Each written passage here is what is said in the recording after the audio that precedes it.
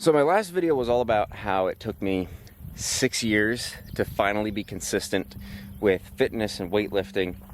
However, the story doesn't really end there, because yes, I was able to get to a point where I was lifting consistently, go to the gym every single day.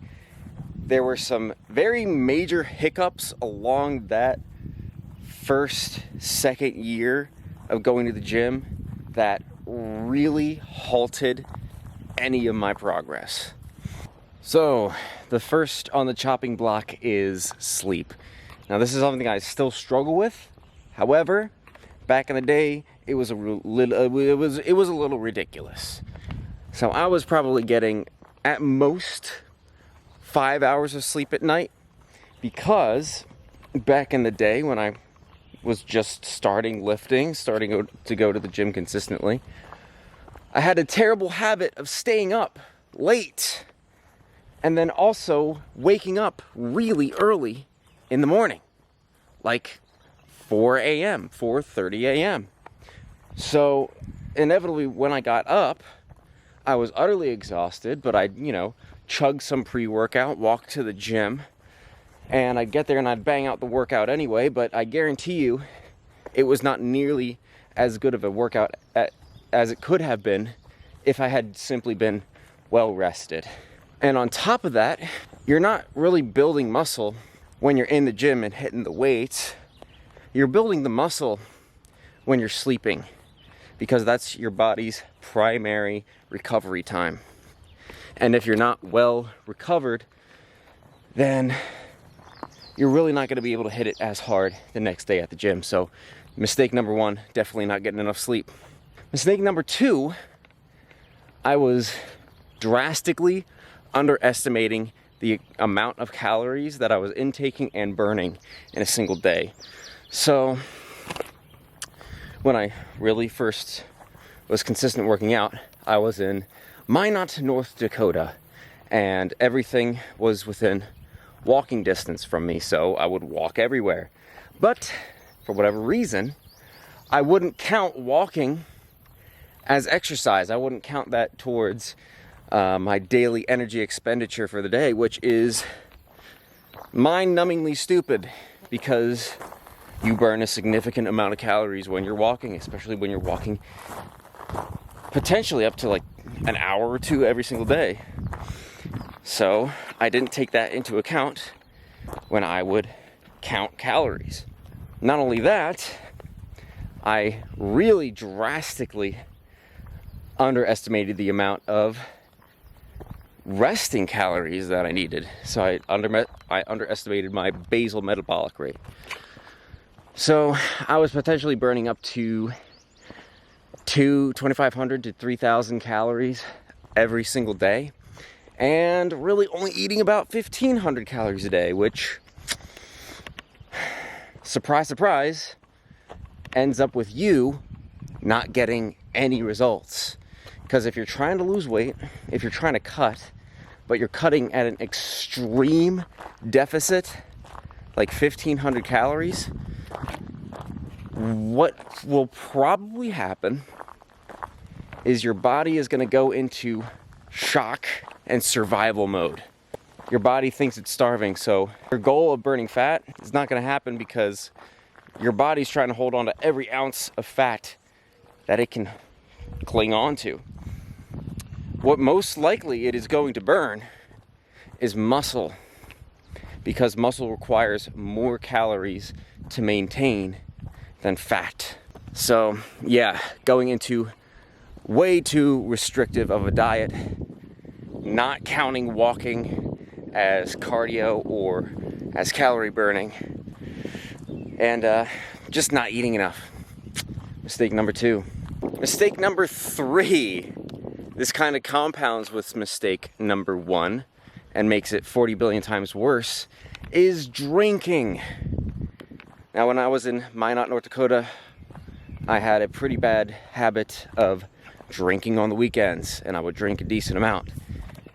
What happens when you drink is that, one, you think, oh, well, I drink and then I pass out really quick. Well, yes, that's true. You do pass out after you drink. However, your body isn't focused on recovery when you're drinking. Your body's focused on getting this toxic poison out of your body. So you may have hit the gym real hard that day, but it doesn't matter. You may as well have not gone to the gym at all, because you just negated any of the benefits that you could have gotten from that workout. Because one, you drank too much. All those calories are immediately going to be transformed into fat. And two, your body isn't repairing any of the damage that you did to your muscles during that workout. So you have effectively done nothing. Actually, it's less than nothing, because you're in a significantly worse place than you were the night before. And if you do that a decent amount of times, you're screwing yourself over in the long run. So if I hadn't done these things, I would be way farther in my fitness journey than I am now. I would be way more muscular and far leaner. Another mistake when it comes to the consumption side is nicotine. Yep, nicotine is, as it turns out, bad for you. Even if it is in the electronic form, it decreases the amount of oxygen that is coming into your blood cells and increases the amount of carbon dioxide in your body. All in all, even more reduced recovery. It's just a multiplier. So it's like bad on top of bad on top of bad. Not sleeping enough, not eating enough, drinking way too much, on top of not sleeping enough, and vaping equals very marginal gains. Much slower gains than you could be making, than you would be making if you weren't doing any of those things. What is this, top five? Yeah, mistake number 5, not recording your workouts. This one may not seem big to the beginner, like record. What do you mean by record your workouts? I mean, writing down all the exercises that you do, writing down all the sets and repetitions that you do during that day. Why is this important? One, you just want to know, generally speaking, what you're capable of, what you did that day, so that next week, when you do those same workouts, when you do those same exercises, you can push it a little bit harder. You can more accurately, progressively overload. Progressive overload, simply increasing the difficulty of your exercise. And if you're not recording your workouts, if you don't know what you did the day, week, month, year before, how are you supposed to reasonably increase the difficulty of every exercise? How are you monitoring yourself? The short answer is you don't know where you are. You're not really committed to the program. You're just being aimless. And that's kind of what I was. I didn't really think recording your workouts was that important until like maybe a year or two in. Mistake number 6 is actually going back to reference that workout log that you had built. Now, there's actually 2 reasons for this. One, it's not just to be able to gauge where you are at in terms of, what kind of weights you're pushing, how much weight you're pushing, how many reps you can do at a certain weight, or let's say if it's running or rowing, how long of a distance can you run at what speed, or whatever, yada, yada, yada. It's also for you. It's just for you. It's so that you can look back in time, see where you started, and just look at how much progress you've made. There's nothing more gratifying than looking back at your first workout log, maybe like 3 or 4 years ago, right? If you've been doing this for a while, there's nothing more gratifying than looking at that first entry, looking at that first set of bench press and being like, damn, dude, I could barely lift the bar. And now I could easily do 185 pounds. Significant increase. It's just a reminder. It's evidence that you can push forward, that you can keep doing this, and that you will get the results that you want to see as long as you're consistent.